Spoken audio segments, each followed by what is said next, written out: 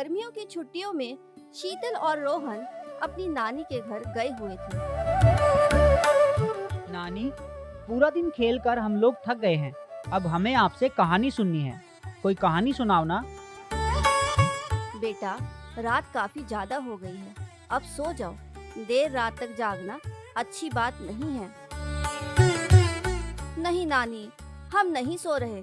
जब तक आप हमें अच्छी सी कहानी नहीं सुनाओगी, हम नहीं सोएंगे और ऐसे ही पूरी रात आपके पास बैठे रहेंगे। तभी उनकी मामी वहाँ आती है। बच्चों, मैंने कल के लिए फ्रिज में चॉकलेट रखी थी और अब मुझे वो कहीं भी नहीं मिल रही। तुम लोगों ने ले ली है क्या? नहीं मामी, हमने नहीं ली है। हम दोनों को तो चॉकलेट पसंद भी नहीं। आप इधर उधर कहीं रखकर भूल गई होंगी। समझ नहीं आ रहा, चॉकलेट को धरती खा गई या आसमान निगल गया। पूरे घर में कहीं भी नहीं मिल रही। चलो कोई नहीं, तुम लोग नानी से बात करो, मैं ढूंढती हूँ। ये बोलकर मामी वहाँ से चली जाती है, पर वहाँ बैठी नानी रोहन की जेब से थोड़ा सा बाहर निकला हुआ चॉकलेट का पैकेट देख लेती है और समझ जाती है कि चॉकलेट रोहन ने ही ली है। अच्छा, तो चलो, जब तुम लोगों को कहानी सुननी ही है तो एक बहुत ही मजेदार कहानी सुनाती हूँ। दोनों बच्चे उत्सुकता से नानी की कहानी सुनने को तैयार हो जाते हैं। एक सुंदर गांव था जिसका नाम था रूपनगर। उस गांव में एक बाजार था जहां मिठाई, समोसे, चाट आदि की बड़ी बड़ी दुकानें थी। उन दुकानों पर हमेशा ही लोगों की भीड़ लगी रहती थी। उन्हीं दुकानों के बराबर में मुन्ना नाम के एक लड़के का ठेला भी था, जो अपने ठेले पर चिल्ली पनीर बेचता था। मुन्ना मेहनत करके अच्छे चिल्ली पनीर बनाता था, पर कोई भी उसके ठेले पर नहीं आता था। क्या हो गया है इन लोगों को? सभी को बस दिखावा चाहिए। उन दुकानों पर भीड़ इसलिए है क्योंकि वो बड़ी दुकानें हैं, और मैं चाहे कितनी भी मेहनत से अच्छा चिली पनीर बना लूं, मेरी दुकान पर कोई नहीं आता। रात हो गई थी, पर आज भी कोई भी चिल्ली पनीर खाने मुन्ना के ठेले पर नहीं आया। सभी दुकान बंद हो जाने पर मुन्ना भी अपना ठेला लेकर अपने घर की ओर चल देता है। रास्ते से जाते हुए मुन्ना देखता है कि एक फकीर एक पेड़ के नीचे लेटा हुआ है, जो देखने में बीमार लग रहा था। मुन्ना अपना ठेला रोककर उसके पास जाता है। बाबा, क्या आप ठीक हैं? आप कुछ परेशान और बीमार लग रहे हैं। नहीं बेटा, मैं बीमार नहीं हूँ। काफी दिनों से कुछ भी खाने को नहीं मिला और अब चलने की हिम्मत भी नहीं आ रही, इसलिए आराम करने के लिए यहाँ लेट गया हूँ। क्या तुम्हारे पास कुछ खाने को है? अगर हो तो दे दो बेटा, तुम्हारा बड़ा एहसान होगा। हाँ हाँ बाबा, जरूर। मैं चिली पनीर बनाने वाला हूँ। थोड़ा सा बना हुआ रखा भी है। कोई खरीदने तो आया नहीं, इसलिए आप ही खा लो। ये बोलकर मुन्ना उठकर गैस जलाकर बने हुए चिल्ली पनीर को गर्म करने लगता है और फिर उन्हें एक प्लेट में रखकर फकीर को दे देता है। ये लो बाबा, आप ये खा लो। फकीर भूखा था, इसलिए जल्दी ही उसने पूरी प्लेट खत्म कर दी। बेटा, तुम तो बोल रहे थे कि तुम्हारे चिली पनीर खरीदने कोई नहीं आया, पर ये तो इतने स्वादिष्ट बनाए हैं कि सारे खत्म हो जाने चाहिए थे। क्या बताऊं बाबा, आजकल सभी लोग सिर्फ दिखावे को ही महत्व देते हैं। मेरे पास बड़ी दुकान नहीं है, इसलिए कोई भी इन्हें खाने नहीं आता, क्योंकि सबको लगता है कि ठेले पर खाना अच्छा नहीं मिलेगा। फकीर उसकी बात सुनता है और फिर अपनी पोटली से एक पैकेट निकालता है। बेटा, तुमने मुझ भूखे को खाना खिलाया है। तुम बहुत ही नेकदिल हो। मैं तुम्हारे चिली पनीर के लिए तुम्हें पैसे तो नहीं दे सकता, पर तुम ये अगरबत्ती रख लो। इसमें 3 अगरबत्तियां हैं। तुम्हारी जो भी इच्छा हो, तुम एक अगरबत्ती जलाना और उसे हवा में घुमाते हुए अपनी इच्छा बोल देना। तुम्हारी इच्छा पूरी हो जाएगी। ये लो बेटा, इसे रख लो। बाबा, अगर ये अगरबत्ती जलाने से इच्छा पूरी होती है तो आप भूखे क्यों थे? आप भी तो अगरबत्ती से खाना मांग सकते थे ना। नहीं बेटा, मैं एक फकीर हूँ और मेरी तकदीर में लोगों से मांग कर खाना लिखा है, इसलिए ये अगरबत्ती मेरे लिए काम नहीं करेगी, पर तुम्हारी इच्छा जरूर पूरी करेगी। मुन्ना को फकीर की बातों पर भरोसा नहीं होता, पर वो फकीर का दिल रखने के लिए उससे अगरबत्ती का पैकेट ले लेता है और फिर अपना ठेला लेकर वहां से चला जाता है। घर जाकर मुन्ना अपनी बीमार माँ के पास बैठ जाता है। माँ, आज भी मेरे चिली पनीर खाने कोई नहीं आया। अगर ऐसे ही चलता रहा तो जल्दी ही हमारे पास खाने और तुम्हारी दवाई के लिए भी पैसे नहीं बचेंगे। मुझे लगता है मुझे चिली पनीर छोड़कर कहीं मजदूरी करने के लिए जाना चाहिए, क्योंकि चिली पनीर बनाने का सामान भी बहुत महंगा आता है। ऐसा नहीं है बेटा, तू मेहनत करता रह, देखना एक दिन तेरा काम जरूर चलेगा। सब दिन एक से नहीं होते, भगवान के घर देर है अंधेर नहीं। माँ की ये बात सुनकर मुन्ना को फकीर की बात याद आती है। फिर वो फकीर वाली पूरी बात अपनी माँ को बताता है।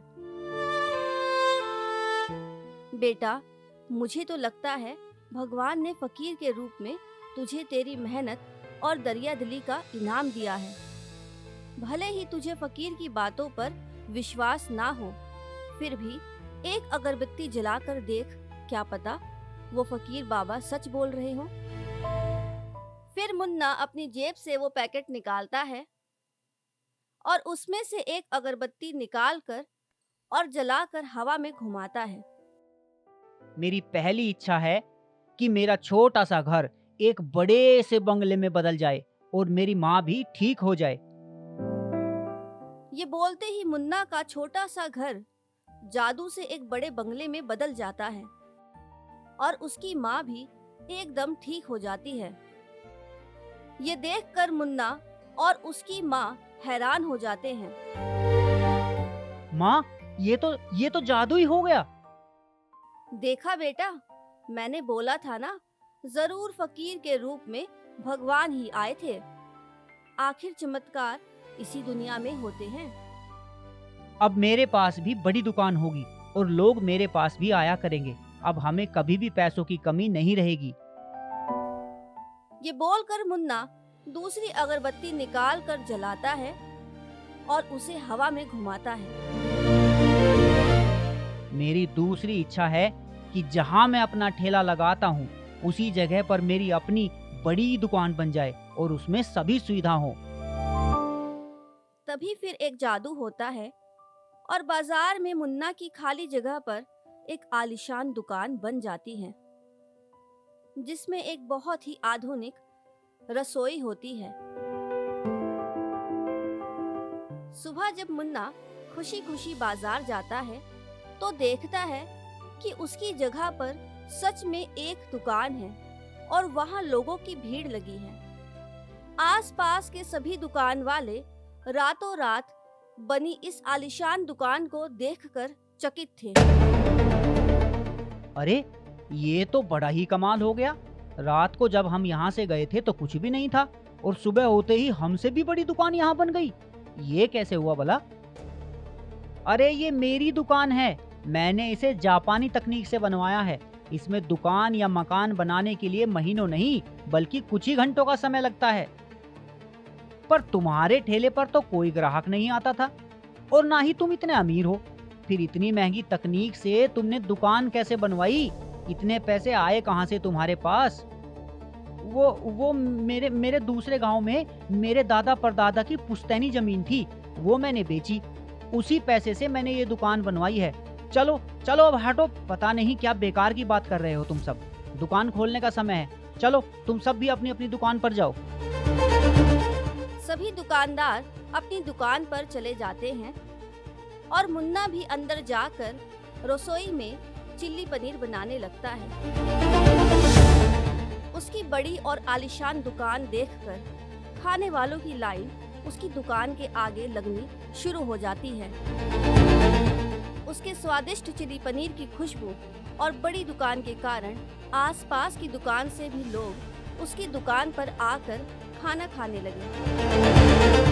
वहीं पास में समोसे की दुकान वाला गज्जू सोचता है, इस मुन्ना की दुकान बड़ी क्या हो गई, सभी ग्राहक उसी के पास चले गए। मालिक, मैं इस मुन्ना को काफी समय से जानता हूँ और मुझे नहीं लगता किसी और गांव में इसकी कोई पुश्तैनी जमीन होगी। मुझे लगता है ये जरूर झूठ बोल रहा है और इसने जरूर कोई घपला किया है। मुझे भी लग रहा है इसने कोई तो गड़बड़ जरूर की है। अगर इसके पास वैसी कोई जमीन होती तो ये पहले ही बेचकर अपनी दुकान ना बना लेता। पर ऐसा क्या किया होगा इसने? मालिक, मुझे तो लगता है इसने जरूर कहीं चोरी की होगी, तभी इतने कम समय में इतने पैसे आ सकते हैं। अरे वाह रे, तूने तो बहुत ही अच्छा आइडिया दिया है। तू एक काम कर, मेरी तिजोरी के सारे पैसे ले जाकर कहीं छुपा दे और मैं लोगों को बोल दूंगा कि मेरे पैसे चोरी हो गए हैं और उस चोरी का इल्जाम हम मुन्ना पर डाल देंगे। इसने अभी अभी दुकान और घर बनवाया है तो लोगों को लगेगा कि इसी ने पैसे चुराए हैं। सही योजना है मालिक। फिर गज्जू अपनी तिजोरी से पैसे निकालकर और एक थैले में भरकर नौकर को दे देता है और नौकर उन्हें लेकर चला जाता है। फिर गज्जू दुकान से बाहर आता है। अरे देखो रे, अरे देखो ये क्या हो गया, अरे मैं तो बर्बाद हो गया रे, बर्बाद हो गया। जल्दी ही वहाँ भीड़ जमा हो जाती है। क्या हो गया भाई गज्जू, ऐसा क्या हो गया जो तुम बर्बाद हो गए? मेरी तिजोरी से सारे पैसे किसी ने चुरा लिए, 1 रुपया भी नहीं छोड़ा चोर ने। मेरी तो सारी कमाई उसी तिजोरी में थी। पर किसने की होगी चोरी? क्या किसी पर शक है तुम्हें? किसने की होगी का क्या मतलब? इस मुन्ना ने की है चोरी? तुमने नहीं देखा इसने इतनी महंगी दुकान और मकान बनवाया है? ये जरूर इसने मेरे पैसे चोरी करके ही बनवाया है और ये झूठ बोल रहा है कि इसकी कोई पुश्तैनी जमीन थी। मेरा नौकर इसे बहुत समय से जानता है और वो बता रहा था कि इसकी कोई जमीन किसी भी गांव में नहीं है। मुझे शक नहीं, पूरा भरोसा है, इसी ने मेरे पैसे चुराए हैं। मुन्ना और गज्जू के बीच इस बात को लेकर काफी कहासुनी होती है, पर कोई हल नहीं निकलता। भाई गज्जू, ऐसे तो इस मामले का कोई भी हल नहीं निकलेगा। एक काम करते हैं, राजा के पास चलते हैं, वो ही इसका कोई निर्णय निकालेंगे।